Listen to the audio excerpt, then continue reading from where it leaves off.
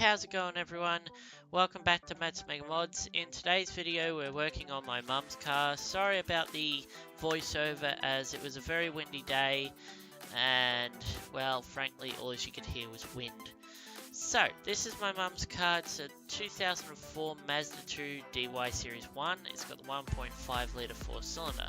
Today we're doing an air filter change on the car. Got myself a good quality Ryco. Mum's car travels on a lot of dirt and a lot of dust and everything gets through the filter, and frankly we haven't done the filter in quite a long time. Anyway, there's 4 clips, one at each of the corners there, and then one above and one below the Mazda symbol on the center of the engine cover.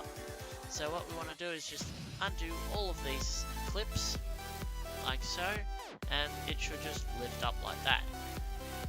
And as you can see, the old air filter is very filthy, so we're going to be taking it out and replacing it with a new one. Okay, so let's have a look at the filters. There's the brand new one, and it is perfectly white and very clean, and here is the old one.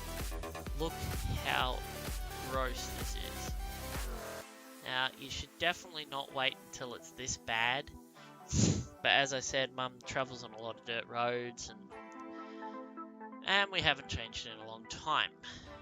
So let's get to actually putting it in. As you can see with the old one, it's got front and up on it, and you've got the pointy part of the filter. And as you can see on the new one, it's the same shape but it doesn't have the writing. Make sure this pointy end is in the same place as the old filter.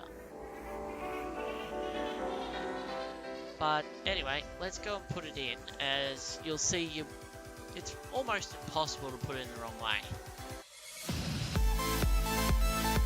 Because you want to have it seated properly, but as you can see, the edges of the actual compartment are to the shape of the filter.